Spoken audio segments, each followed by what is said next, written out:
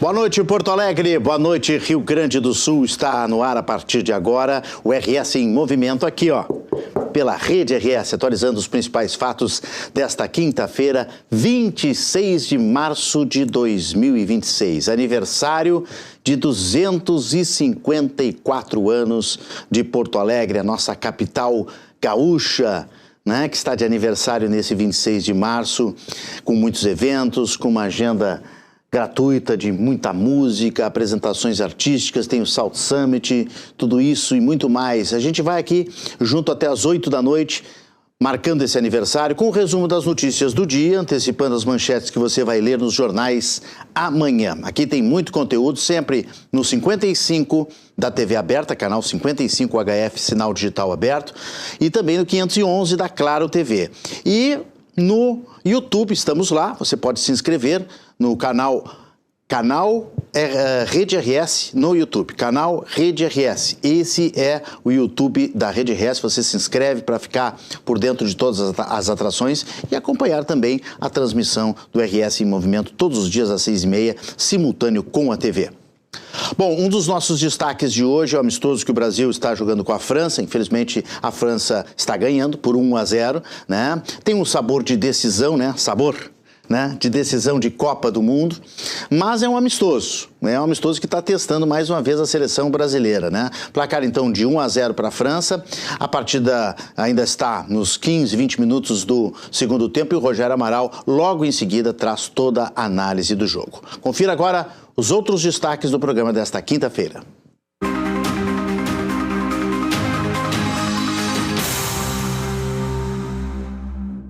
Eleições 2026. Enquanto alguns nomes já se lançaram como pré-candidatos ao governo do estado, partidos políticos analisam possíveis coligações que podem desenhar o cenário eleitoral.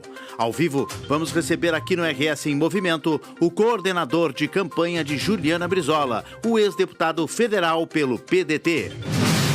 Saúde. Cerca de 50% das mortes de pessoas com diabetes tem causa cardiovascular. Além disso, diabetes pode aumentar em 2 a 4 vezes o risco de infarto e AVC e ainda está ligado aos casos de doença renal. Em instantes, vamos receber o novo presidente da Sociedade de Cardiologia do Rio Grande do Sul. South Summit Brasil 2026 entra no segundo dia em Porto Alegre e você vai conferir os principais destaques da programação e as novidades trazidas para o evento, que é referência em inovação. No esporte, o Inter anuncia a negociação de Gustavo Prado. Marlon faz tratamento no centro de treinamento do Grêmio e os clubes homenageiam o aniversário de Porto Alegre. E ainda, governo do estado unifica dados climáticos, alertas de risco e situação dos rios em tempo real com a plataforma Clima RS. Você vai conhecer a ferramenta, que é gratuita e amplia acesso da população para informações confiáveis e fortalece a preparação para eventos extremos.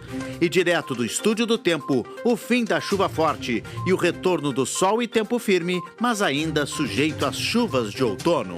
Veja agora no RS em Movimento. Bom, e atualizando, França 2, Brasil 0. França fez mais um. Haja coração, vou ter que fazer essa piada porque a gente tem que cuidar do coração da gente e o jogo de futebol mexe muito com o coração, né? As doenças do coração seguem entre as principais causas de morte no Brasil. Especialistas apontam que cerca de metade das mortes das pessoas com diabetes tem origem em problemas cardiovasculares no coração. Além disso, a doença também pode aumentar em até 4 vezes o risco de infarto e AVC e ainda está ligada a complicações renais graves. Diante desses dados, cresce a preocupação com a prevenção, diagnóstico precoce e também a mudança de hábitos. Para falar sobre esse cenário, as prioridades à frente da Sociedade de Cardiologia, recebemos aqui no RS em Movimento o presidente da Sociedade de Cardiologia do Rio Grande do Sul, Dr. André Galvão. Presidente, seja bem-vindo, boa noite, muito obrigado pela presença. Obrigado, boa noite, Renato. É uma satisfação, um prazer estar aqui representando a Sociedade de Cardiologia do Rio Grande do Sul. E quero dizer que a gente está sempre à disposição para esclarecer a população e contribuir com a educação da Muito obrigado pela sua presença. O senhor tomou posse em janeiro e vai presidir a sociedade, então, por 2026, 2027, nesse biênio, né? Exato. Quais os grandes desafios frente à sociedade, presidente? Então, a Sociedade de Cardiologia tem uma tradição já no Rio Grande do Sul, né? Desde a década de 1950, vem crescendo cada vez mais e atualmente existe uma rede das sociedades brasileiras de cardiologia, né? A cidade do Rio Grande do Sul, junto com as outras sociedades estaduais, são vinculadas à Sociedade Brasileira de Cardiologia. E a gente tem um papel fundamental, né, na esclarecer a população, em fazer uma campanha de educação, porque as doenças cardiovasculares são as que mais matam no mundo ainda, né? E isso tem muita gente ainda É a principal causa de morte? De morte no mundo, exatamente. Mais do que câncer? Mais do que câncer, Puxa vida. né? E aí, quando as coisas se somam, a coisa fica muito pior. Ah, sim. E o que acontece? A gente tem que esclarecer a população, né, que isso está no nosso dia a dia, né? Muitas pessoas ainda não se dão conta disso, né, e não sabem o que pode acontecer com elas e com seus familiares. Então, o papel da Sociedade de Cardiologia, além de unir os cardiologistas e fazer uma boa medicina, é fazer a educação das pessoas, da população. Né? Usar essa comunicação também, né, para orientar melhor a população, né? Exatamente. Eu noto que a medicina está cada vez mais, claro, além de avançada, cada vez mais tecnológica, ela está muito preocupada em conscientizar as pessoas, né? Essa questão dos hábitos de vida, de mudança, está se falando muito nisso, né? Em alimentação, exercício, todo mundo sabe o que tem que fazer, só que as pessoas não fazem, né? Os cardiologistas, de maneira geral, estão preocupados com a má qualidade, com as condições de vida que os seus pacientes têm, com essa correria que a gente vive no dia a dia, estresse, má alimentação? Com certeza, né? A gente tem assim, objetivos, assim, né? A gente tem diretrizes, inclusive, assim, que a gente segue, né? E procura divulgar isso para a população, para as pessoas se darem conta, né? Do que devem fazer, do que podem fazer para evitar. E às vezes são coisas simples, né? No dia a dia, que as pessoas podem fazer para evitar complicações, evitar doenças graves, né?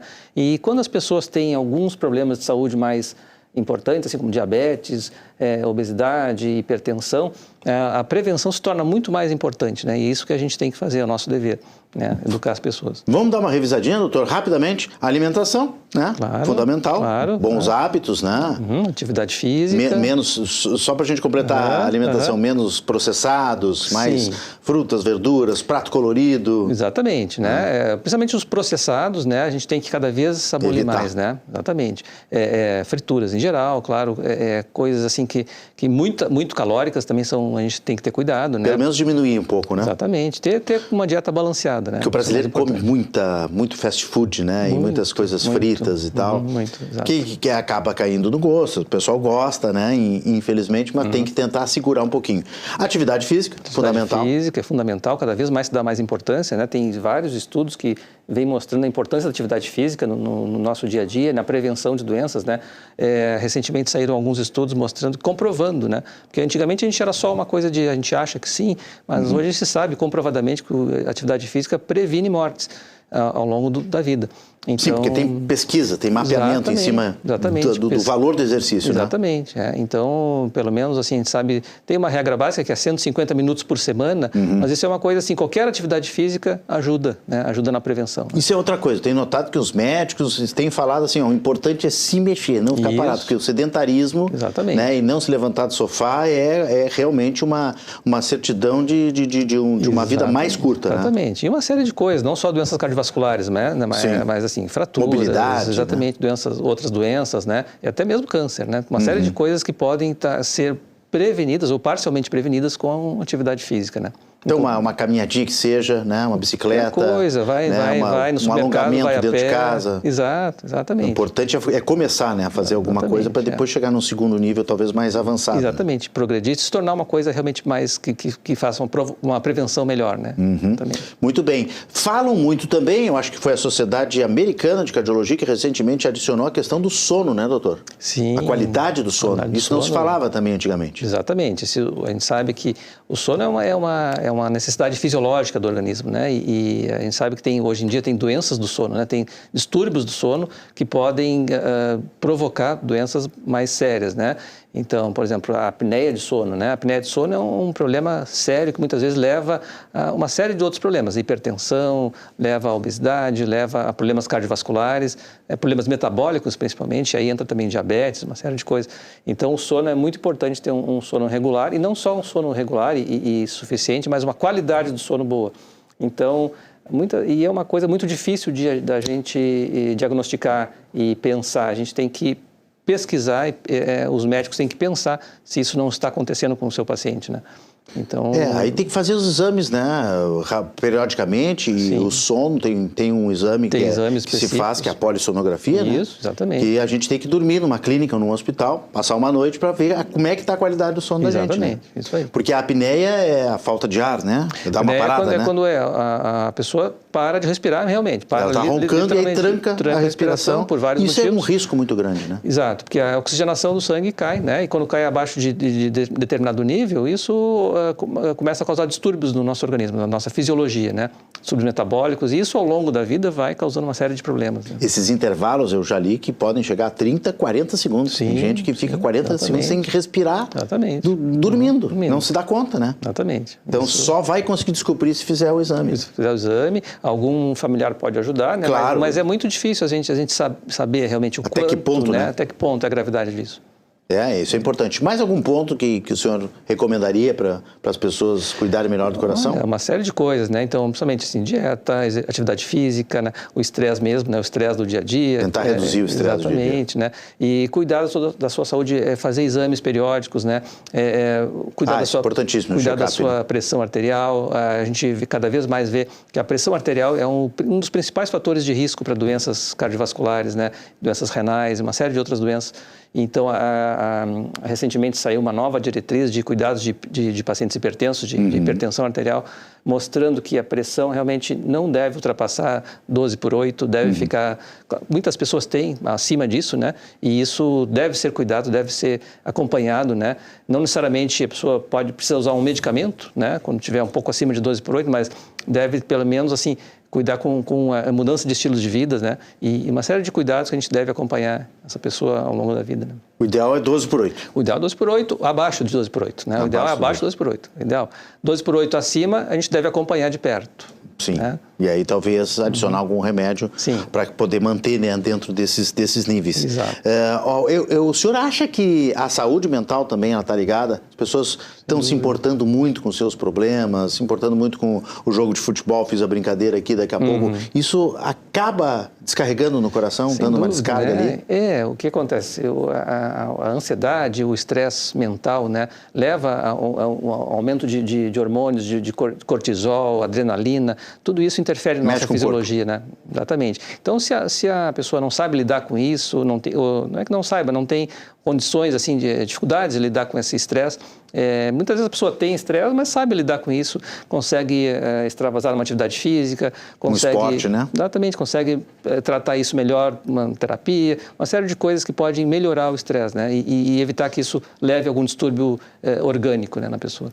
Não falamos, mas obviamente, né, deve ser citada entre essas normas aí, essas orientações que a gente está falando para cuidar bem do coração, o álcool e o cigarro. Cada vez mais, né? Cada vez mais. O cigarro já é de longa data sabido, né? O álcool, recentemente a gente tem visto cada vez mais que o álcool é um fator de risco muito sério. Né? Exatamente. Só faz mal, não tem benefício algum. Até alguns anos atrás se acreditava que existia uma dose permissiva de álcool por semana. Isso mudou, né? Mudou, exatamente. A gente vê que não é mais assim.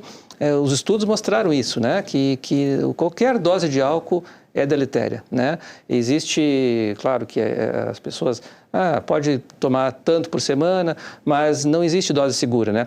Para uma pessoa uma dose pode fazer muito mal, para outra a mesma dose pode não fazer tanto. Sim, não dá para padronizar isso, não, né? Porque os corpos são diferentes, as pessoas recebem essa dose de maneiras diferentes, né? E isso é importante a gente ressaltar aqui, doutor André, porque durante muito tempo se fez até o marketing disso, né? Que um cálice de vinho era bom antes de dormir. Então isso caiu por terra. Está provado que qualquer gota de álcool ela vai contribuir para um lado negativo. O vinho tem essas substâncias que a gente chama de antioxidantes, né? Que fazem bem realmente, assim. Mas tem o suco de uva também, né? Exatamente, exatamente. Mas o álcool do vinho, o álcool especificamente, ele faz mais mal do que bem, né?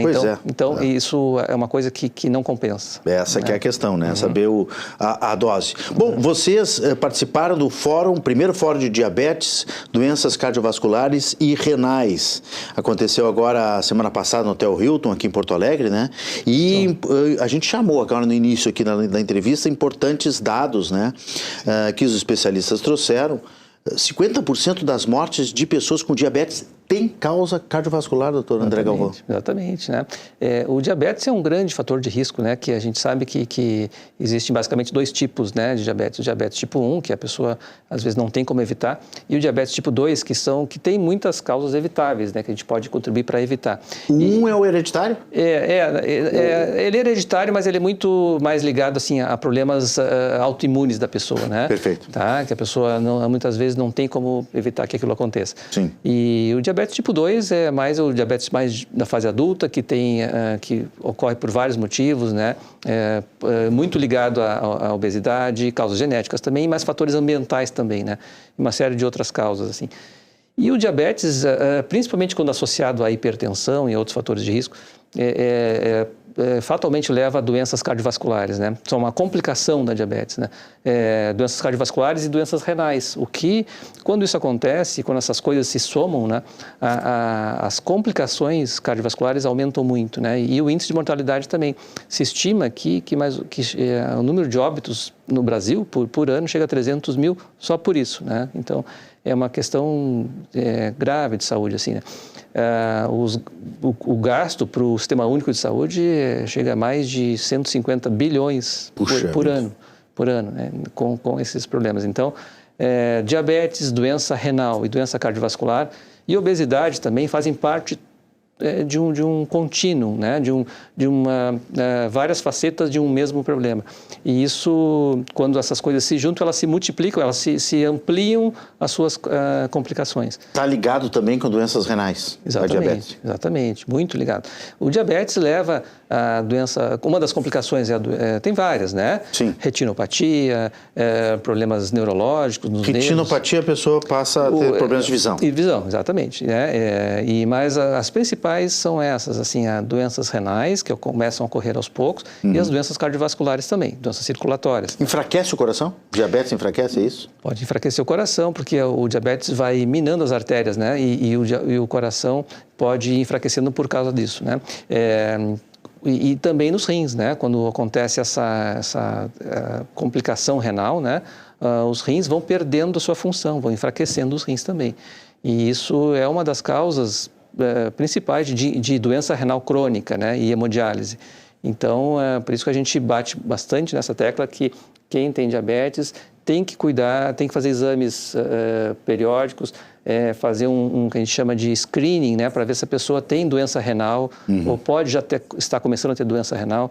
Então, existem alguns exames que a gente lança a mão, né, para fazer esse screening, essa varredura, né, nas pessoas que têm diabetes, que é exames de urina, exames de albuminúria, que são pesquisas de proteínas na urina, para saber se os rins estão funcionando, se estão funcionando bem.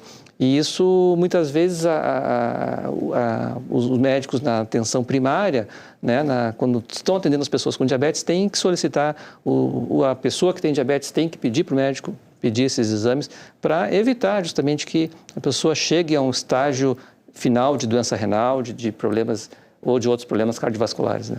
A doença renal, quando ela chega num nível em que a pessoa fica dependente, né, da hemodiálise, é muito, muito ruim, né? Sem Porque dúvida, tem que ir 2, 3 vezes no hospital por semana para ficar 2, 3 horas ligado a uma máquina. Isso diminui muito a qualidade de vida das pessoas, com né? certeza, né? É um estágio, assim, não é o estágio final, mas é um estágio muito avançado da doença, né? E a pessoa fica totalmente dependente. Um estágio dependente, né? Totalmente Exatamente. Dependente da hemodiálise, né? Perde muita qualidade de vida. E isso muitas vezes não é evitável, mas muitas vezes pode ser postergado. Claro. E quando isso se fala no impacto econômico isso para o SUS. O custo de saúde, custo né? de saúde, né? Para a população e para o Estado, né? Então, por isso que a gente diz o seguinte: quanto mais a gente puder prevenir, né? E às vezes com medidas mais simples, né? Consultas na atenção primária, exames simples que a gente pode fazer, e usar medicamentos e tratar fatores de risco que a gente pode, muitas vezes, evitar e postergar a chegada na hemodiálise, a chegada num estágio mais avançado da doença renal crônica e do coração também, né? Evitar infarto, evitar insuficiência cardíaca, uma série de outros problemas, sabe? Ficar ligado nesses sinais, indo no médico, obviamente, fazendo os exames, ficar ligado nesses sinais que podem evitar problemas futuros. Exato. E a pessoa pode se tratar com remédios, como o senhor disse, fazer alguns tratamentos em casa, postergando uma ida ao hospital, postergando uma vida depois de baixíssima qualidade. Hoje em dia tem, felizmente, né, até alguns anos atrás a gente não tinha tanta um arsenal medicamentoso. Hoje em dia a gente tem muitos medicamentos que podem ajudar muito a prevenir e a postergar a doença renal e as doenças cardiovasculares. Então é fundamental a gente ter essa visão, assim, a prevenção é muito melhor do que chegar no estágio final e fazer o tratamento com um alto custo de saúde, né? A prevenção é tudo, né? E para as pessoas que não dão bola para isso, porque vocês médicos falam, a gente que é jornalista reproduz a fala de vocês, divulga sempre isso, mas é difícil, né? A população ela tem uma resistência. Para quem, por exemplo, bebe e fuma, tem que saber que está, além de estar, né, como se diz no popular, né, cavando uma qualidade de vida muito pior no futuro, ela também está causando, onerando o sistema de saúde, exatamente, e tirando o lugar de outras pessoas que vão precisar muito mais do que ela por questões hereditárias, congênitas, acidentes, que é uma coisa que não se pode controlar. Exatamente, né? Exatamente. O fumo e o álcool, né? O doce em excesso, a gordura em excesso, isso dá para controlar. Com certeza, Renato. Existem fatores, a gente chama de fatores de risco evitáveis, né? Que a gente pode mexer nisso, né? E pode evitar as complicações futuras, né? Claro. E por isso os cardiologistas, a Sociedade de Cardiologia tem uma dessas funções, que é educar a população.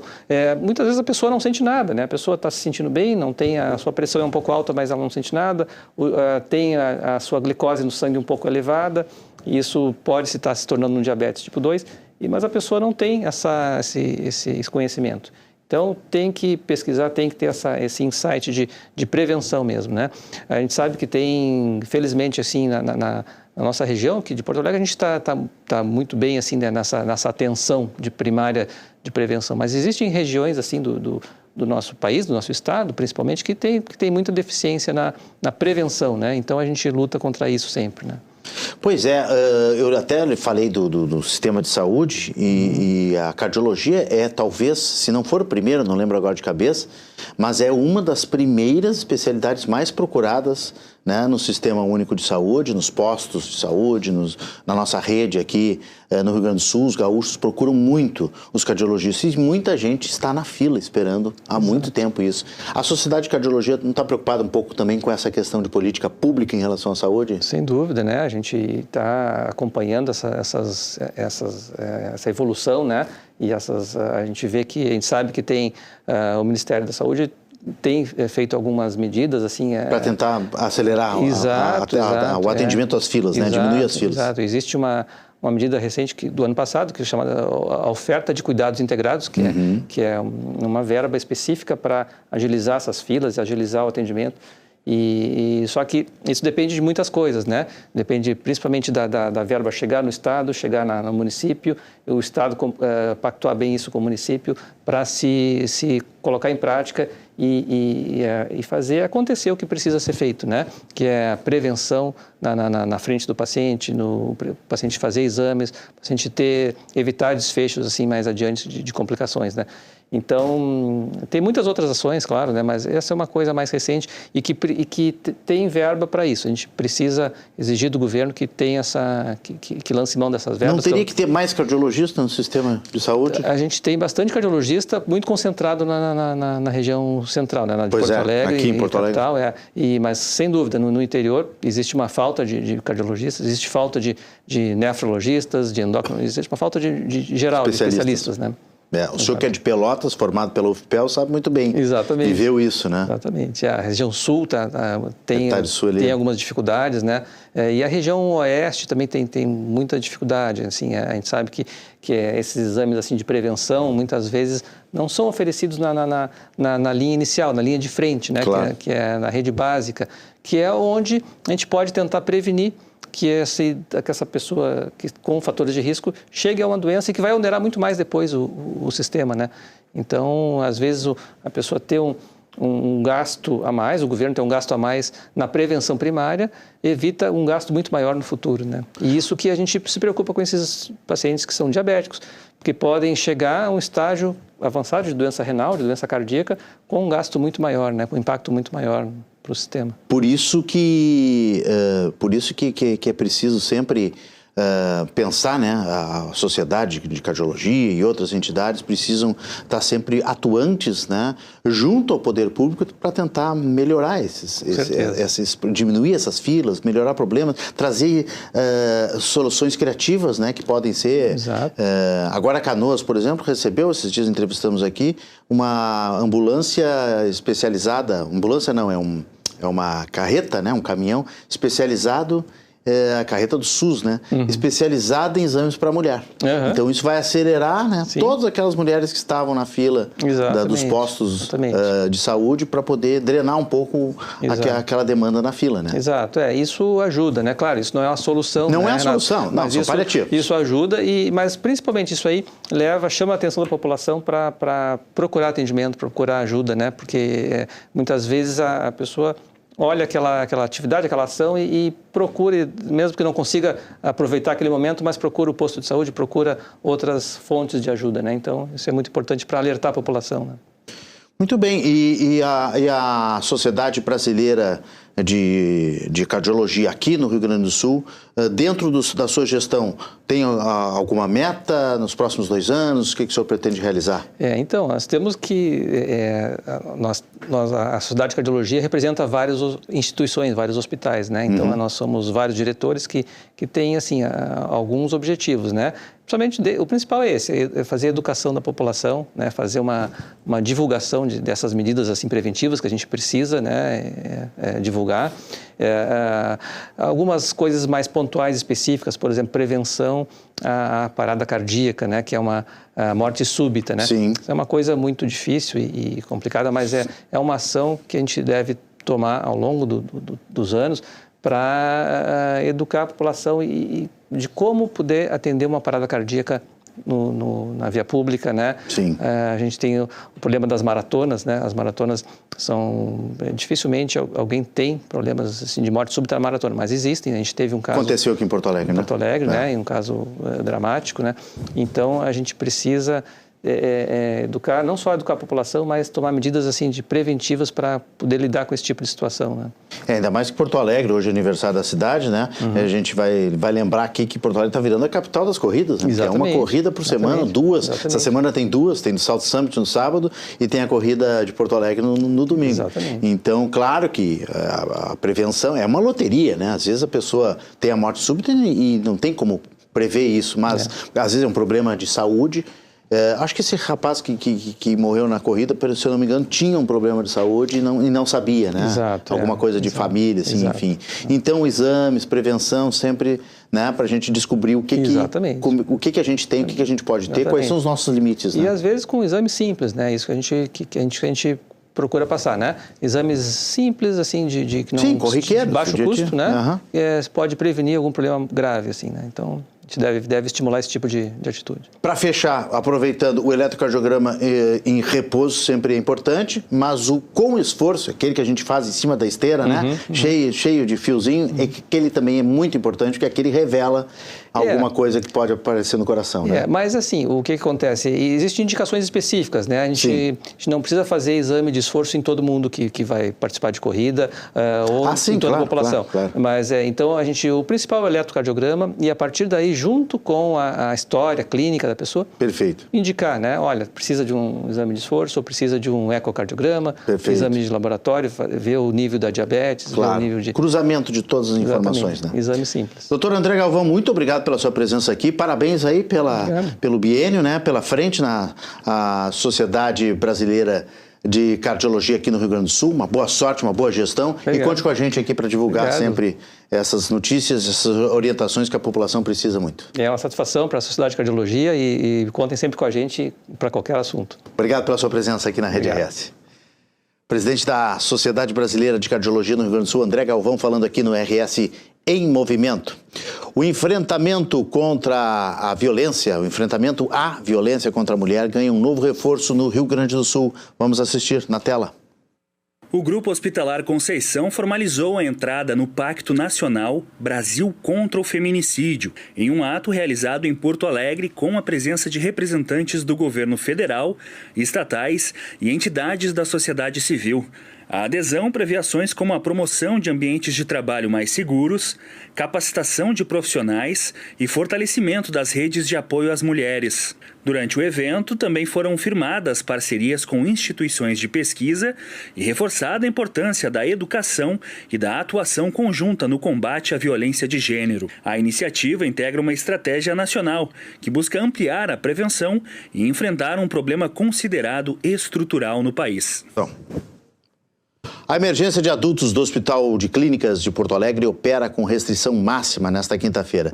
Desde as 13 horas de hoje até as 13 de amanhã, 13h, sexta-feira, apenas pacientes encaminhados pelo SAMU serão atendidos. No momento, o hospital tem 154 pacientes para uma capacidade de 56 leitos. A orientação é que os demais casos procurem outras emergências, UPAs ou unidades básicas de saúde aqui da capital. O governo do estado passa a contar com uma nova plataforma para auxiliar na prevenção de desastres climáticos, o Clima RS. O Lucas Canever está lá no Estúdio do Tempo com todas as informações. Boa noite, Canever.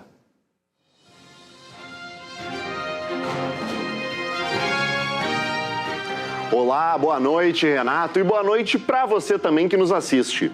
O Rio Grande do Sul conta agora com uma nova plataforma para o monitoramento climático, o Clima RS.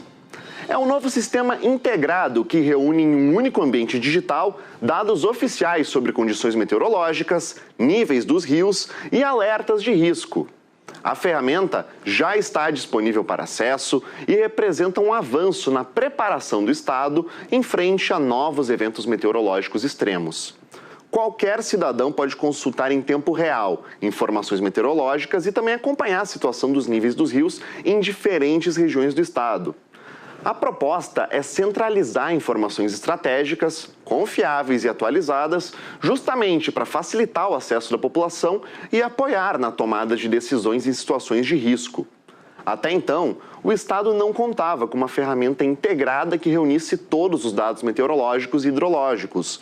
As informações estavam disponíveis, mas dispersas em diferentes fontes, o que dificultava o acesso rápido e preciso. A plataforma está alinhada com as diretrizes do Plano Rio Grande, que prevê investimentos em monitoramento, prevenção e adaptação às mudanças climáticas. Além, é claro, do fortalecimento das políticas públicas voltadas para a gestão de riscos e desastres naturais no estado. Daqui a pouco eu volto com a previsão do tempo completa para o Rio Grande do Sul. Enquanto isso, você segue no estúdio do RS em Movimento com o Renato Martins.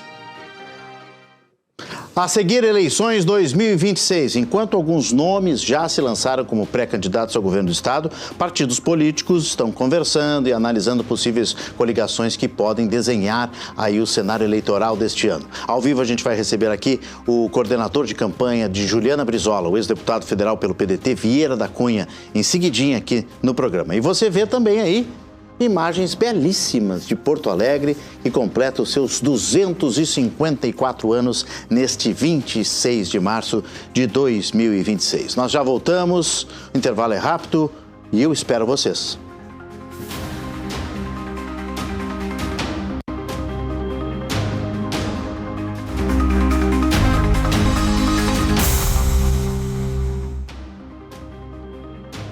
Estamos de volta com o RS em Movimento, aqui na Rede RS, o primeiro canal de notícias ao vivo do Grupo Box Brasil.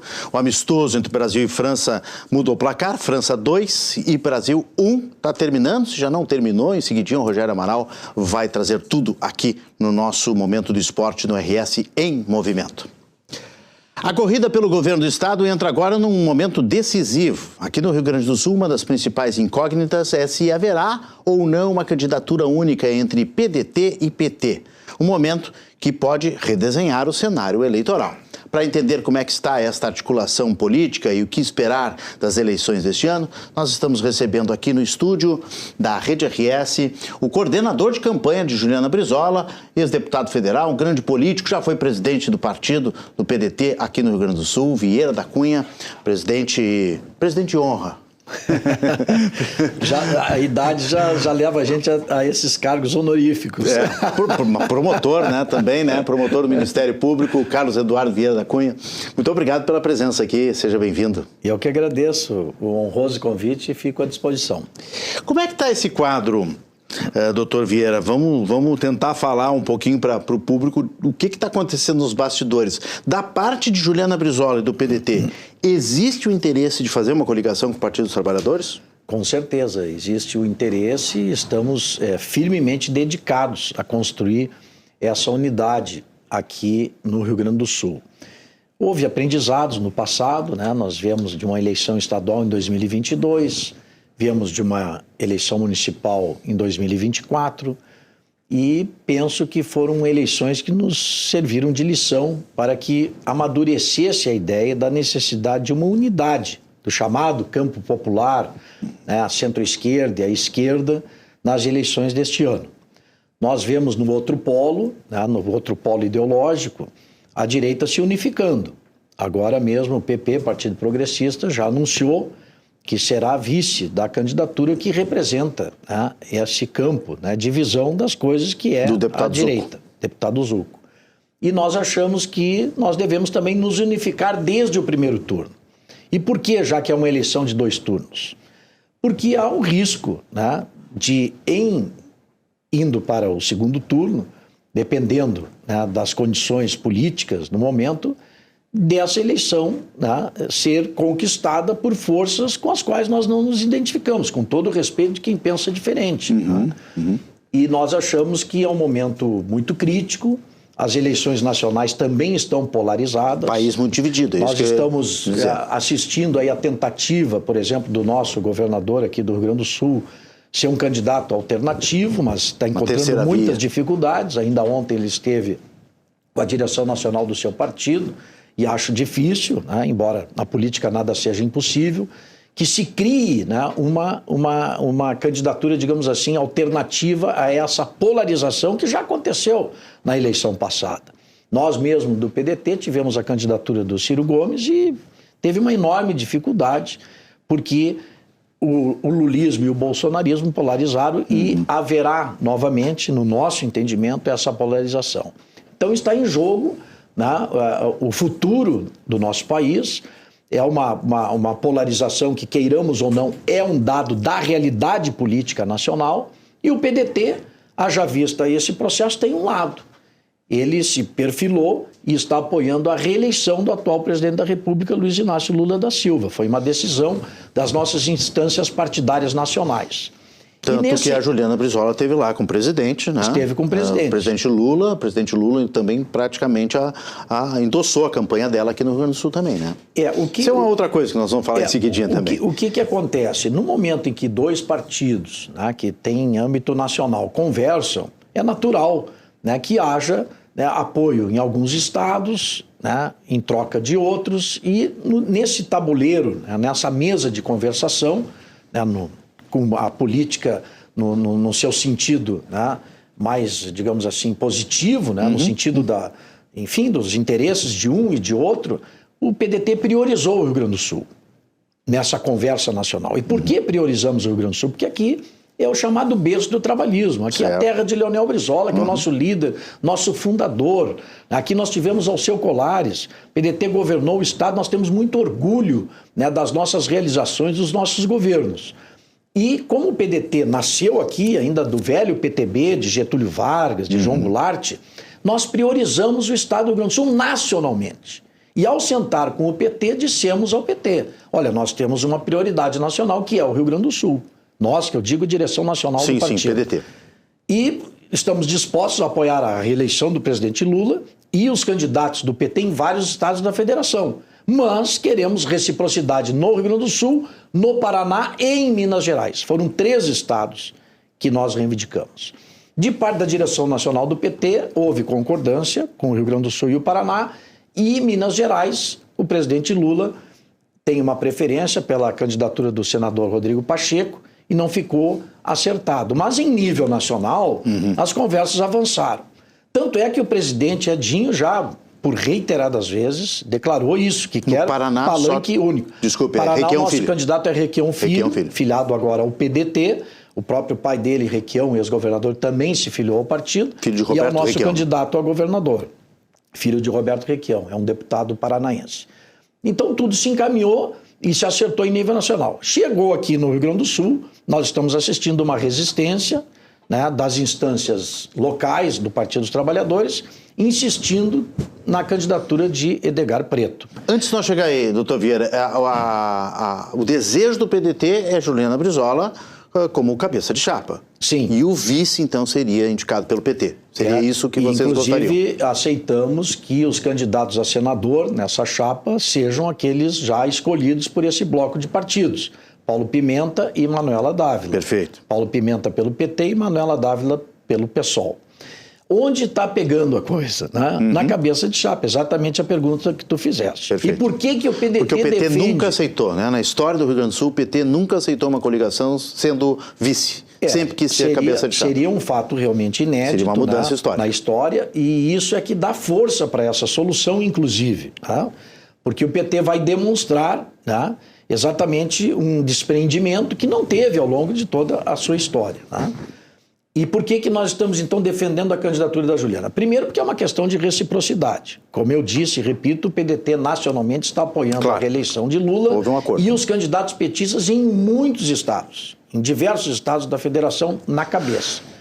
E solicitamos essa reciprocidade e com prioridade aqui para o Rio Grande do Sul. Segundo, Juliana Brizola, em todas as pesquisas de opinião, tem se mostrado a candidata mais competitiva. Ou seja, aquela candidata que, em conquistando a vaga para o segundo turno, vence a candidatura da direita. Há empate técnico em algumas pesquisas e há vitória da Juliana em outras. E isso não acontece com a candidatura de Edgar Preto. Ele, em indo para o segundo turno, as pesquisas indicam que perderia a eleição no segundo turno. Então nós não queremos só uma candidatura que nos leve ao segundo turno. Nós queremos uma candidatura para ir ao segundo turno e vencer as eleições. Perfeito. E essa candidatura tem nome e sobrenome. Chama-se Juliana Brizola. Então não há uma imposição de parte do PDT. Nós estamos com argumentos, Sim, nós estamos tratando com fatos da realidade política. Demonstrados esses fatos, não por uma, mas por 2, 3, 4, 5, 6 reiteradas pesquisas eleitorais de institutos sérios que estão mostrando que a candidatura da Juliana Brizola é aquela que tem mais condições de vencer as eleições. Bom, nós esperamos que agora, nos próximos dias, esse assunto finalmente se resolva. Que nós possamos escrever o chamado capítulo final dessa novela. Porque, afinal de contas, nós estamos nos aproximando de prazos eleitorais importantes, como é agora o prazo da chamada desincompatibilização. Sim. Qual é o argumento que o PT tem utilizado, o PT local, né, para dizer que o PDT não deve encabeçar a chapa? Alegam que nós estamos participando do governo Leite, que é verdade. Mas nós temos um prazo, né, que já está consertado internamente para deixar o governo, que é o próximo dia 4 de abril. Que é portanto, daqui a poucos dias haverá o prazo de desincompatibilização. Isso. Os nossos 2 deputados que estão lá, aliás, nos representando muito bem, Eduardo Loureiro como secretário da Cultura e Gilmar Socella como secretário do Trabalho, vão deixar os seus cargos e o PDT deixará, portanto, o governo Leite. E teremos, então, uma candidatura independente. Que é uma coisa normal também, né? Normal, já da política. aconteceu em várias eleições, né? É normal que isso ocorra. Mas eu concordo que o PDT, entendo candidatura própria, deve deixar, como deixaremos, a base do governo, que tem o seu próprio candidato, que é o vice-governador. A Juliana será, então, uma candidata de oposição? Não, ela será uma candidata independente. E isso dá força à candidatura dela. Nós não temos uma proposta e não vamos apresentar à sociedade gaúcha uma proposta de destruição, né, de oposição sistemática. Não é do nosso feitio. A Juliana será uma candidata de proposição, de construção. Aquilo que estiver bem no Estado, que nós concordarmos que são políticas que estão dando certo, nós vamos dar continuidade. E vamos mudar aquilo que nós achamos, né, que merece ser melhorado. Então, esse é o perfil da candidatura da Juliana. Por isso ela consegue entrar em fatias do eleitorado que uma candidatura petista, por exemplo, não consegue. É sabido que existe, né, um sentimento antipetista em muitos setores da sociedade. Não se pode desconhecer essa realidade. Tem uma rejeição. Já a candidatura da Juliana, e as pesquisas também mostram isso, né, tem índice de rejeição muito menor, o que lhe dá uma capacidade de crescimento maior.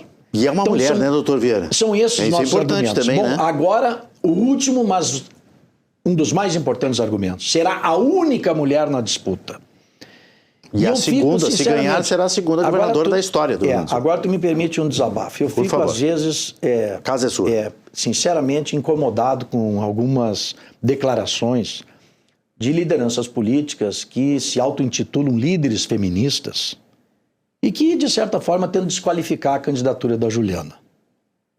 Eu pediria até que refletissem sobre isso, porque é a única mulher candidata e não merece ser desqualificada como algumas porta-vozes, né, do feminismo estão fazendo. Acho que presta um desserviço, inclusive, para a causa da luta das mulheres. Nesse momento que nós estamos vivendo, né? Exatamente. Tão importante. Então, esse também é um fator muito importante que deve ser levado em consideração. Eu poderia aqui citar muitos outros. A Juliana, por exemplo, tem toda uma trajetória. Foi vereadora de Porto Alegre, foi secretária municipal de Porto Alegre, foi deputada eleita, reeleita. Tem uma história de coerência, né? Ela não só leva o sobrenome do Brizola, ela carrega as ideias do seu avô, ela tem identidade político-ideológica com o trabalhismo. Né? Então, quando dizem, olha, estão na base do governo Leite, foram a favor das privatizações, mentira, deslavada. A bancada do PDT votou unitariamente contra as privatizações. Isso é uma coisa que não vai estar na pauta. Tanto da CE quanto da Corsã. Se for governadora... Um voto que do PDT a favor das privatizações não houve, não teve. Se for governadora, não vai seguir com as privatizações. Bom, agora o que resta de patrimônio público no Estado? Só o Banrisul, né? Pois é. E nós temos um compromisso muito forte, claro, expresso, de manter o Banrisul público e fortalecê-lo, né, como banco público de todos os gaúchos. Então, essa questão hoje não está sequer em discussão. Tá? Até os outros candidatos também, nenhum está admitindo a possibilidade, né, de venda do que restou do nosso patrimônio público. Agora, o PDT sempre defendeu. Eu fui presidente da CE no governo Colares. Tô lembrado. Eu, quando assumi a CE, e o ano era 1992, a CE era uma empresa com enormes dificuldades. Vai lá ver o balanço da CE quando nós deixamos o governo, 1994, lucro operacional. E a ação que o então governo Colares entrou contra a União resultou num crédito bilionário que no governo Tarso Genro entrou para os cofres públicos, na época, 4 bilhões de reais. Então são obras, realizações, né, são bandeiras que o PDT historicamente defende e defendeu com coerência. Agora, participamos do governo Leite? Sim. Estamos lá com valorosos companheiros dando a sua parcela de contribuição, né, para a administração pública estadual. Mas temos data para a retirada, no próximo dia 4 de abril, repito, tá, nós vamos desembarcar do governo, evidentemente, né, se nós conseguirmos construir, né, essa aliança, porque nós concordamos plenamente que é uma questão de coerência. Tem prazo para essa aliança, doutor Vieira? Apresentamos uma candidatura própria, independente, como será de Juliana Brizola, nós temos a obrigação de desembarcar do governo. Tem prazo para essa decisão? O PT precisa dar essa decisão até as convenções? Nós tivemos, Renato, uma reunião bilateral com a participação do presidente Romildo Bolzan Júnior, do PDT, e do presidente Valdeci, do PT. Juntamente com algumas outras lideranças de parte a parte. Eu participei pessoalmente dessa reunião. E nós estabelecemos de comum acordo que até o final deste mês de março nós deveríamos ter uma decisão. Ah, perfeito. Então eu espero, até porque não houve divergência de nossa parte quanto a esse timing, né, quanto a essa data fatal, que é 31 de março, que até lá nós possamos escrever o capítulo final, né, dessa novela, porque já está se transformando, né, numa novela, e eu espero que o capítulo seja o final feliz, com a Juliana Brizola. E histórico, né? Com a Juliana Brizola candidata ao governo do Estado do Rio Grande do Sul. Histórico, porque se o PT aceitar ser vice, vai ser realmente uma página histórica aqui no Rio Grande do Sul. Não tenha dúvida. Agora, o senhor falou desde o início, assim, mais centro-esquerda, uma candidatura independente, mas com essas tintas um pouco mais à esquerda para evitar que a direita assuma o Rio Grande do Sul. Isso está se tornando um pequeno Brasil aqui no Rio Grande do Sul? Nós não vamos ter praticamente candidatos de terceira via? Não, eu acho que seria um pequeno Brasil se fosse a polarização entre o candidato do bolsonarismo e o candidato do PT. Sim. Mas não é isso que nós estamos tentando construir. Mal comparadamente.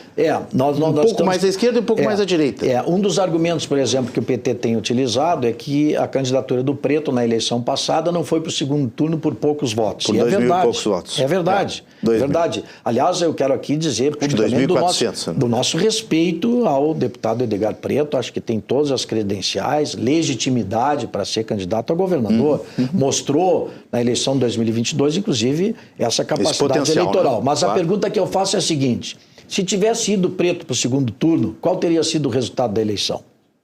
Ninguém sabe. Agora, nós sabemos que Bolsonaro ganhou de Lula aqui no Rio Grande do Sul. Se tivesse sido Preto e Onix, quem seria hoje o governador? Pois é. Vamos refletir sobre isso. É verdade. É a reflexão que nós estamos pedindo que os companheiros do PT façam. Vamos entregar a eleição do Rio Grande do Sul para a direita? Já devem ter feito vamos colocar esse risco de entregar o governo do Estado do Rio Grande do Sul para a extrema-direita? Porque aí não é alguém com perfil de Eduardo Leite. Né? Eu também não concordo com a política de privatizações que ele colocou em prática no Rio Grande do Sul. Agora, ele não é bolsonarista. Ele não é de extrema-direita. Tá? E, aliás, foi eleito com os nossos votos no segundo turno, do PT e do PDT. E por isso é que ele virou a eleição. Claro. Então, sabe, são realidades distintas. Né? Nós temos que... E depois cada eleição tem a sua própria história para contar. Tá? Agora, deixa eu lhe fazer uma pergunta como homem de política do Rio Grande do Sul. Não estou falando com o Vieira da Cunha do PDT, coordenador da campanha especificamente, nesse momento. Essa é a minha próxima pergunta. E o senhor também, eu sei que não responde pelo PT, obviamente vai esperar a resposta do Partido dos Trabalhadores. Há uma vontade do PT nacional que isso aconteça, que essa proposta do PDT do Rio Grande do Sul seja aceita. Quem está resistindo é o PT gaúcho. Sim. Quem é que o senhor acha que vai ganhar essa queda de braço? Não é que o senhor queira. Quem é que o senhor acha que vai ganhar? Eu acho o seguinte, os partidos hoje... Porque eu já li de tudo. Já li que o PT do Rio Grande do Sul não poderá negar a diretiva de Lula e do PT nacional. Mas já li também que não, que o PT vai resistir aqui no Rio Grande do Sul e vai sair como o Edgar com cabeça de chapa. Bom, eu vou responder, digamos... No campo das ideias. No campo das ideias. No campo das ideias. Os partidos hoje, eles são nacionalizados. Tá? Os próprios recursos do fundo partidário, por exemplo, eles são distribuídos pelas direções nacionais. Então, as instâncias locais, claro, têm a sua autonomia, os partidos são organizados no nível municipal, estadual e no nacional. Mas não há uma horizontalidade. Existe, pelo menos no nosso partido é assim, hierarquia e disciplina. As instâncias não são deliberativas, não são do mesmo nível. Nós temos níveis hierárquicos, partidariamente falando. Então, eu acho que vai prevalecer a posição da direção nacional do partido. Se nós, por exemplo, entrássemos em conflito, o PDT, na posição estadual, digamos que não quiséssemos aliança com o PT. Aliás, claro, há pessoas dentro do PDT que acham que mesmo com o PT de vice não gostariam dessa aliança. Sim, claro. Mas nós tivemos um processo interno de debate e prevaleceu a posição da direção nacional. Se nós colocássemos em votação aqui o apoio ou não à reeleição do presidente Lula, haveria muita divisão interna. Claro. Mas não, nós respeitamos uma instância nacional deliberativa que decidiu pelo apoio à reeleição do presidente Lula.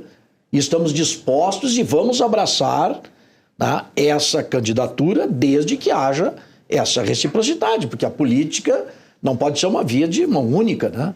Nós só apoiarmos e não recebermos apoio, não haveria sentido. Né? Ainda mais o PDT sendo o partido que tem tradição aqui no Estado, tem um número maior, inclusive, de prefeituras do que o próprio PT, tem número maior de vereadores. Tá? Então, nós temos uma estrutura aqui no Estado. Temos uma candidatura, como eu já falei, da Juliana Brizola, que se mostra competitiva, né, e em condições de vencer as eleições em todos os cenários da disputa, inclusive no próprio segundo turno. Tá? É a candidata que tem mais condições de enfrentar a direita e vencer no segundo turno. Então, tudo isso leva a crer, né, que haverá, né, de parte do PT local, né, digamos assim, essa aceitação. Tá? Essa aceitação. Eu não estou falando aqui que haverá uma intervenção, né? Não, eu penso que é um processo. O que eu lhe perguntei, o que eu estou entendendo que o senhor está respondendo é que, pela lógica da política, de como as coisas funcionam, o Diretório Nacional tem um poder maior de determinar uma decisão. Pode não querer fazer isso. Pode não querer fazer. Mas não está dando esses sinais. Né? Eu acho sinais que os sinais foram dados todos. Né? Em primeiro lugar, eu pergunto o seguinte: qual o presidente da República que vai chamar um candidato a governador e vai posar para fotos e autorizar a divulgação que não é do seu partido, de mão dada? Que não é do seu partido. Como fez o presidente Lula com a Juliana Brizola, e essa foto foi publicada em toda a mídia nacional, não só aqui no Rio Grande do Sul. Um presidente da República faria esse gesto se não estivesse disposto a apoiar essa candidatura? Evidente que não. Segundo, o presidente nacional do partido, várias reiteradas vezes, disse que a posição do PT nacional é do palanque único já no primeiro turno. E por que ele faz isso? E agora, o argumento final, porque eu acho que essa coligação vai sair com a Juliana na cabeça. Porque o PT hoje tem uma prioridade nacional. Não poderia ser diferente. Eles têm candidato a presidente da República, que está no exercício do cargo e quer se reeleger. Um partido que tem o presidente da República poderá ter um outro projeto mais importante para viabilizar? Não há, né? Então, se a prioridade nacional do PT é a reeleição do presidente Lula, por que não abrir mão da cabeça de chapa aqui para a Juliana Brizola e ganhar esse apoio? Até alguns tem dizem, não, mas o PDT não vai apoiar o Lula. Claro, existe resistência, sim. Se nós não tivéssemos divergência, nós estaríamos no mesmo partido. Nós temos diferenças. Mas nós estamos dispostos a colocar essas diferenças num segundo plano em nome dessa causa maior, que é voltar a governar o Rio Grande do Sul. O PDT quer voltar a governar o Rio Grande do Sul com a Juliana Brizola. Estamos dispostos e vamos abraçar a candidatura à reeleição do presidente Lula, se o PT local apoiar a nossa candidatura. É como eu disse, é uma questão, né, de reciprocidade, de respeito recíproco, de construção. E aqueles que, por exemplo, agora têm resistência, tanto de nossa parte em apoiar o Lula, como de parte deles de apoiar a Juliana, eu tenho certeza que numa candidatura que coloque todos nós no mesmo palanque, tá? Isso vai criar um espírito de unidade, de sinergia, que logo os interesses vão se acomodar, as resistências vão se abrandar, vão sumir, inclusive, em nome de uma causa maior, que é a eleição do candidato deles, do PT para presidente, e a nossa do PDT para governador. Muito bem, muito bem. Olha, está muito bem explicado, acho que o telespectador em casa entendeu bem. Vamos aguardar os próximos fatos, né? O doutor Vieira da Cunha foi muito gentil em estar aqui conosco na Rede RS. Prazer. Até para abrir um pouco dos trabalhos, né? Que a gente vai falar muito de política e de eleições esse ano. E espero que o senhor volte mais vezes aqui na Rede RS. Será um prazer, muito obrigado. Se tudo der certo para vocês, né? A Juliana Brizola vai estar ali ao lado da estátua do seu avô. Que é bem pertinho ali do lado do Palácio Piratini. Isso mesmo. Muito obrigado, doutor Vieira. Eu que agradeço. Um grande abraço e boa noite. E volte sempre aqui. Carlos Eduardo Vieira da Cunha, coordenador de campanha de Juliana Brizola, falando aqui.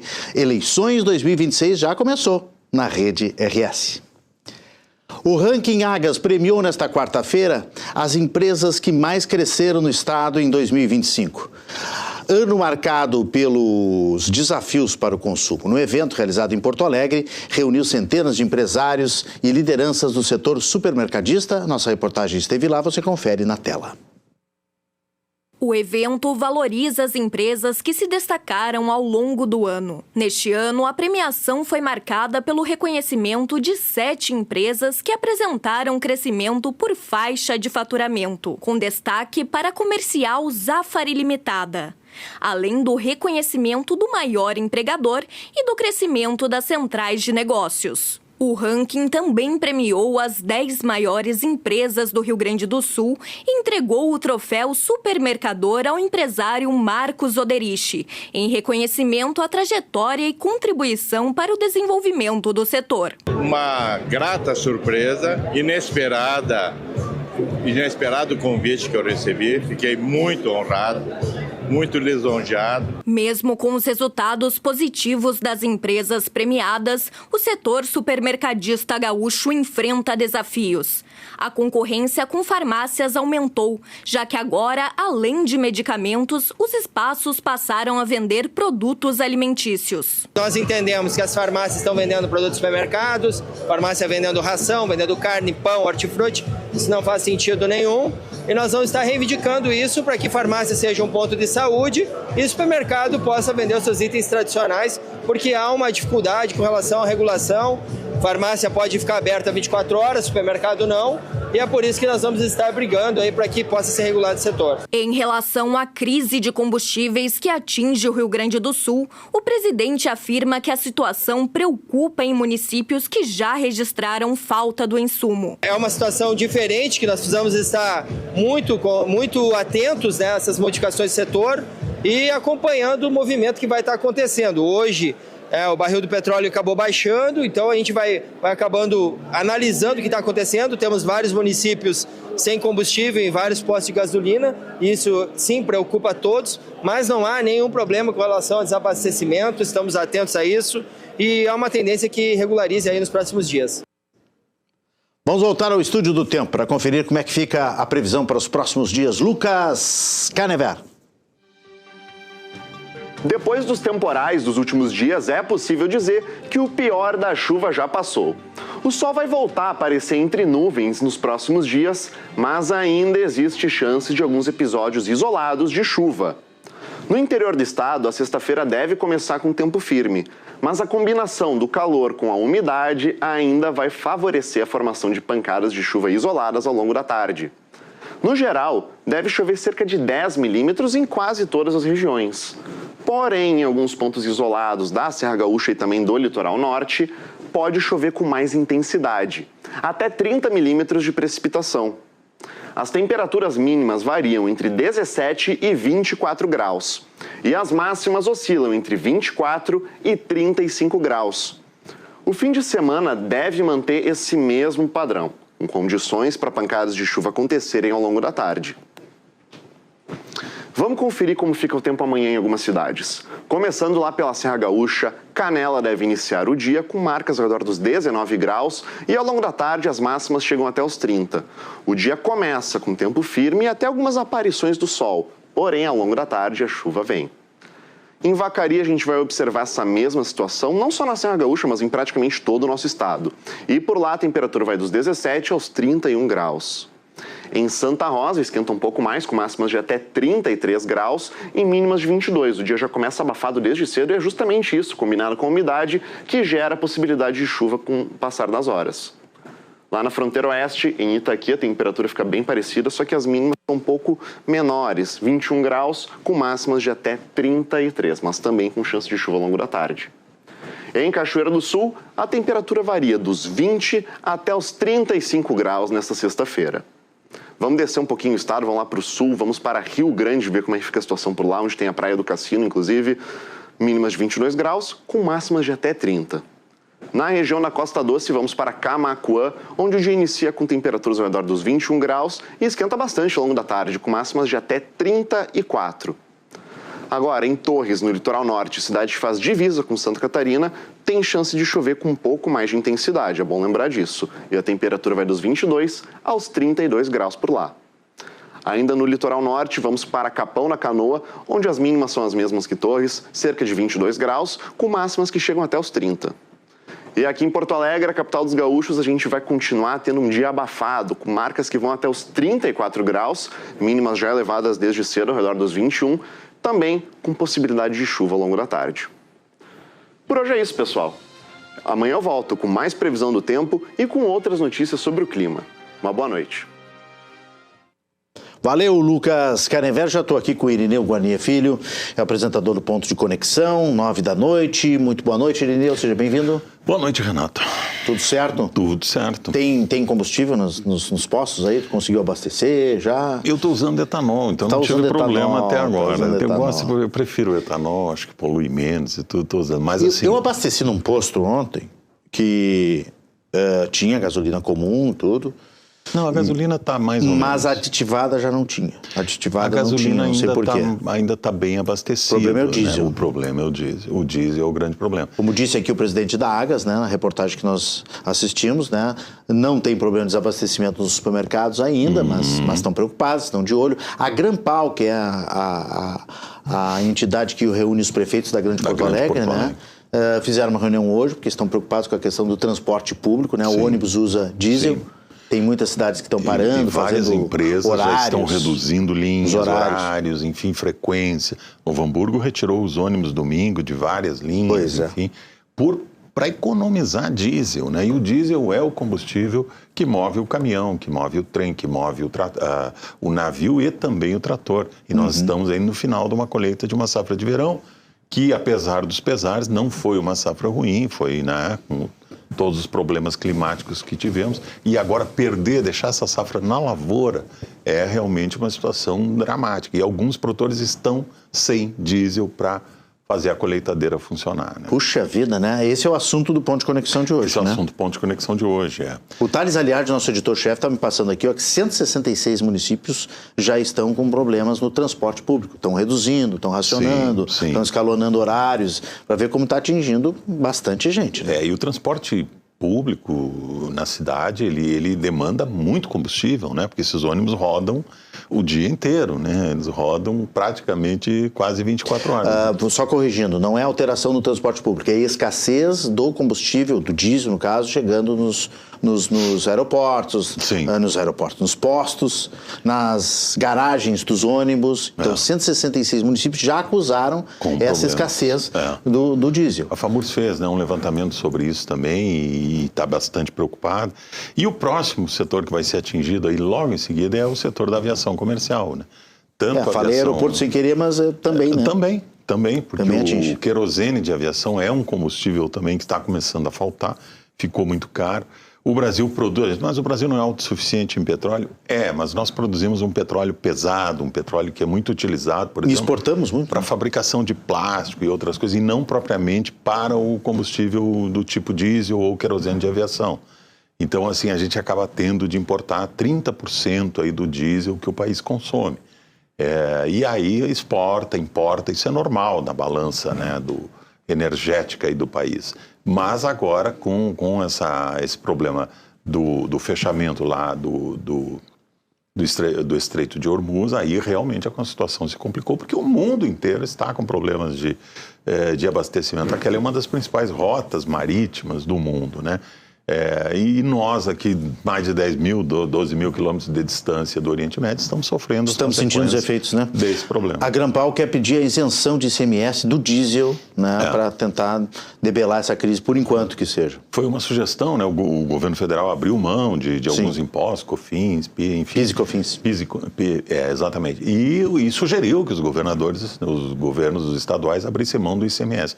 O ICMS é difícil abrir mão, né? Ele é importante. É o motor da economia. Na receita dos estados, né? Mas talvez, de repente, uma parte, pelo menos, só do diesel, enfim.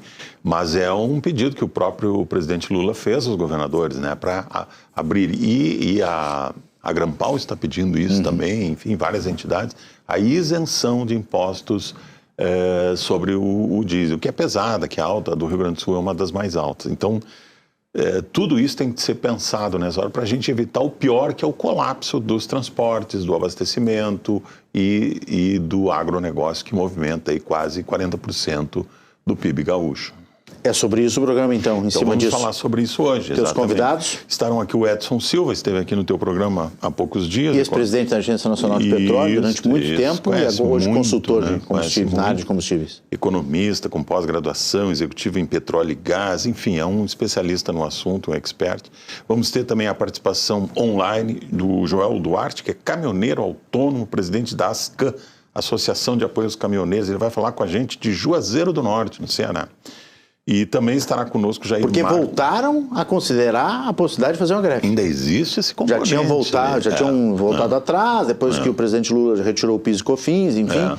E aí agora estão, talvez, conversando de novo para parar de novo. Esse assunto voltou a baixo. Nós vamos ter também o Jair Marques, que é um transportador autônomo, presidente do Sindicato dos Transportadores Rodoviários Autônomos de Três Cachoeiras, vai falar conosco de Brasília. E vamos ter também um representante da Federarroz aqui, que vai nos falar um pouco do impacto no agro. No agro. Muito bem. Então é um assunto bem complicado, Renato, mas vamos ter que enfrentar isso aí, né? Assunto bem complicado para um grande mediador, que é Irineu Guarnieri Filho, no obrigado. Ponto de Conexão a partir das 9. Até lá, Irineu. Até lá, Renato. Obrigado. A seguir, mesmo com um jogador a mais por 40 minutos, o Brasil perde amistoso para a França. Em seguida, o Rogério Amaral vai analisar o desempenho da seleção e outras notícias do mundo do esporte. E nós vamos também saber como foi o segundo dia do Salt Summit Brasil. E, mais uma vez, imagens de Porto Alegre, que completa 254 anos neste 26 de março. Nós já voltamos. Eu espero vocês. O intervalo é rapidinho.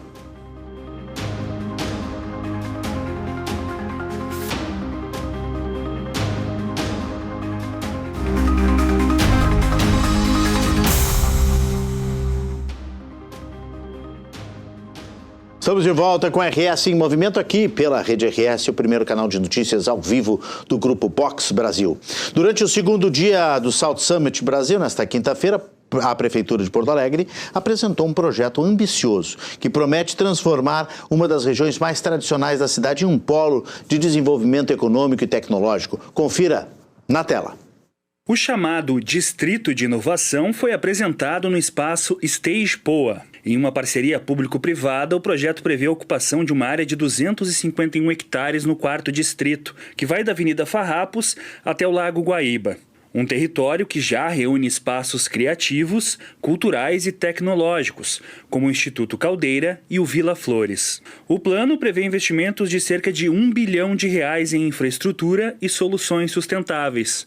As principais são obras de drenagem e sistema de proteção contra cheias, com a construção de casa de bombas. Um termo de cooperação com o Instituto Caldeira permitirá a construção do Parque do Porto, em uma área de 370 metros quadrados, que estava ociosa. O local foi cedido pelo governo do estado à capital. Um caminho verde deve ligar o Caldeira até o Museu de Arte Contemporânea e um grande corredor deve ligar a Estação Farrapos e a Voluntários da Pátria.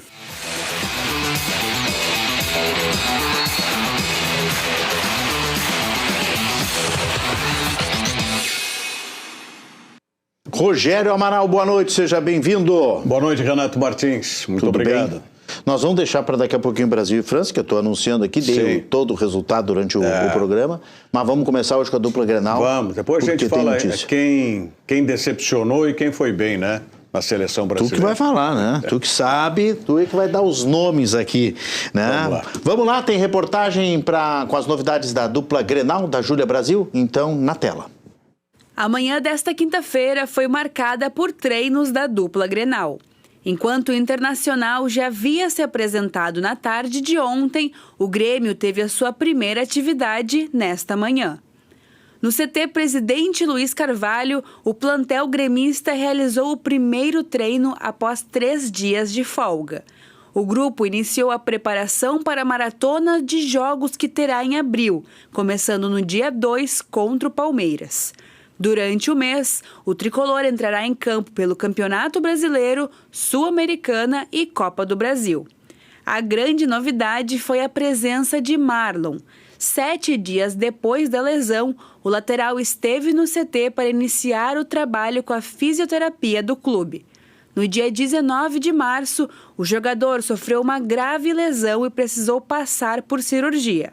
De acordo com o Grêmio, a expectativa de retorno é de 5 meses, ou seja, em agosto. Porém, nos bastidores, há esperança que o lateral volte antes aos gramados.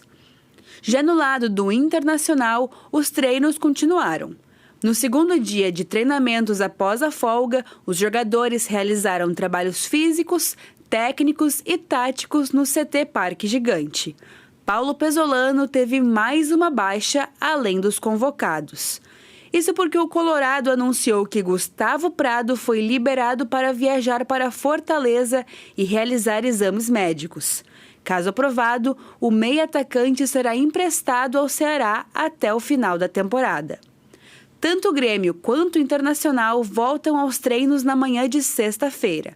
Enquanto o Inter entra em campo no dia 1º contra o São Paulo, o tricolor enfrenta o Palmeiras dia 2, buscando a primeira vitória fora de casa na competição. E aí, Rogério? Duas notícias, uma extremamente positiva lá no Grêmio, não é, com a volta do Marlon, o Marlon que já começou o seu processo de recuperação dessa cirurgia que teve que fazer, né, da fratura no tornozelo, mas isso é porque você não pode perder toda a condição muscular, então a fisioterapia envolve justamente isso. Como foi feita essa redução da fratura, que colocação inclusive de pinos e tal, você pode tirar o gesso para fazer uma fisioterapia. Não exatamente no local da lesão, evidentemente, mas o importante é isso. O Marlon, né, que tem um espírito para cima positivo, já voltou ao CT, voltou ao Grêmio justamente para começar o processo de recuperação.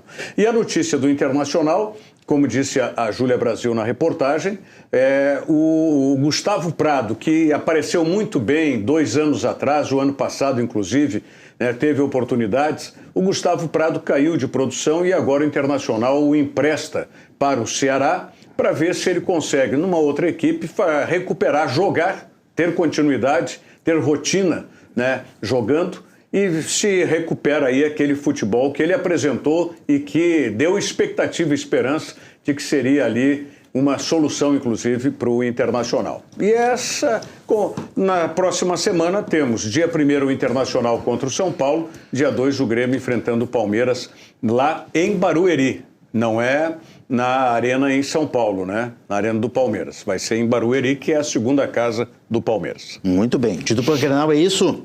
Isso. Podemos passar para a seleção brasileira? Exatamente, seleção brasileira. Tu quer conferir agora o Ancelotti ao vivo? Já? Pode ser, Giovanni? A gente tem o sinal? A gente tem o sinal, a gente pode colocar um pouquinho. Carlo Ancelotti falando da derrota. Então vamos voltar um pouquinho para o Rogério comentar na sequência, pode ser? Nós temos que trabalhar nisso, mas também temos que considerar que hemos tenido oportunidade em contra-ataque, hemos tenido oportunidade, sobretudo na segunda parte, quando os novos que entraram puseram energia no campo. Ancelotti, aqui, Danilo Laveira do UOL. O Vini e o Rafinha, eles vivem uma fase super decisiva no Real Madrid e no Barcelona, mas na seleção eles não conseguem repetir o jogo em alto nível. O que você acha que falta para que eles consigam ser decisivos assim como eles são nos clubes? Para mim não falta nada. Eu acho que Rafinha jogou muito bem, depois teve um problema ao final do tempo, teníamos que cambiarlo, mas Rafinha ha tenido muitas oportunidades, com um movimento muito bom sem bola, e Vini sempre peligroso. Eu não vejo diferença. Pode ser que não ha marcado, mas eu acho que um delantero não sempre pode marcar. O trabalho feito para os dois está bem feito. Oi, Carlos.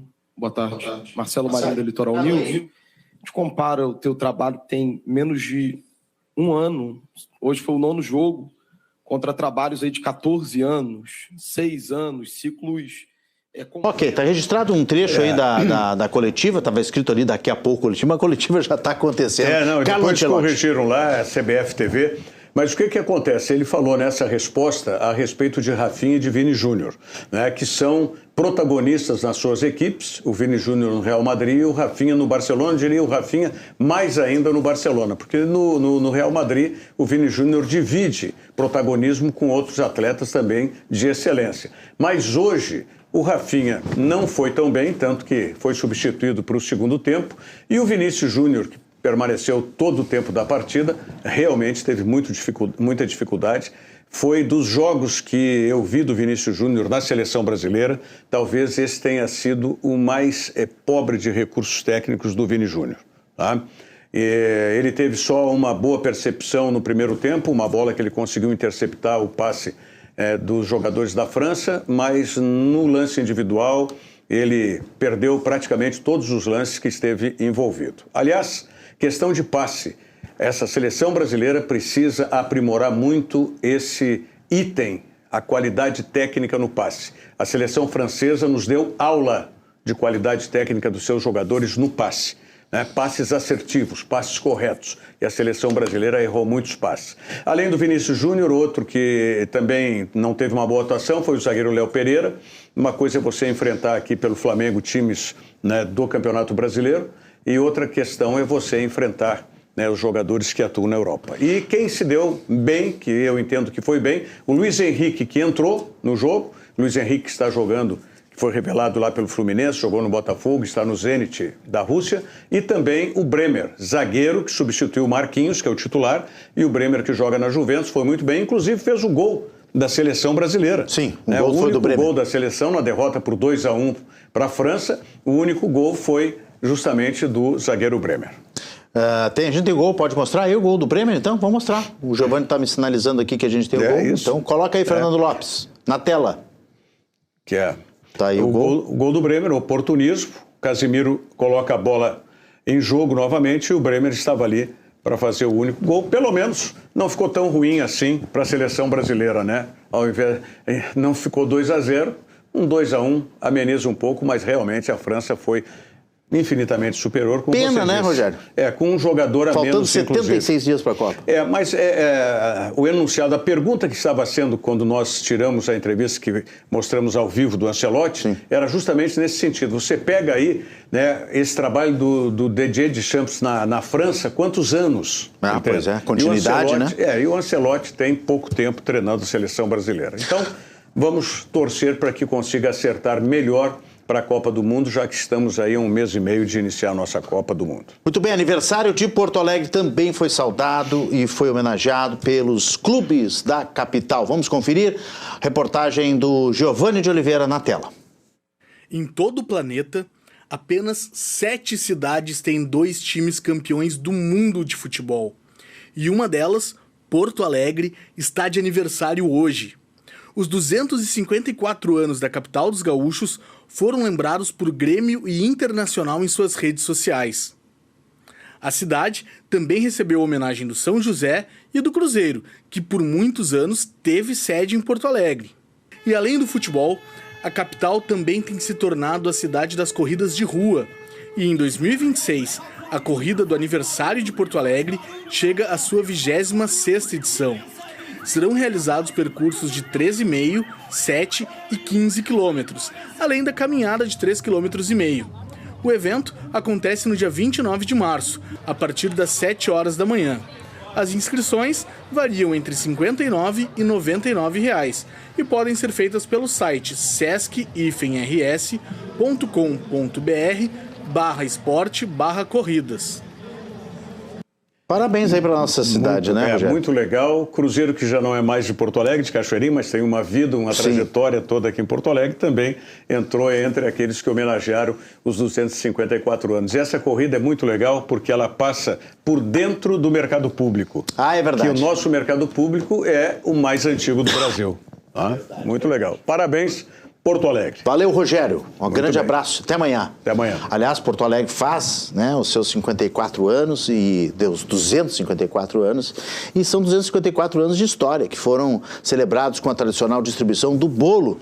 Lá pertinho do mercado público que o Rogério falou, lá no centro da cidade. O bolo gigante com 1000 fatias foi desenhado com a idade da capital, pesava 120 quilos, milhares de pessoas foram até o Largo Glênio Pérez, no centro histórico de Porto Alegre, para garantir a sua fatia do doce. A receita foi preparada por 40 alunos do curso de gastronomia da Uniriter e utilizou 1.200 ovos e 70 quilos de farinha. Tá aí, ó, fiquei com água na boca com esse bolo de aniversário de Porto Alegre. RS em Movimento fica por aqui. 9 da noite tem o Ponto de Conexão com Irineu Guarnier Filho.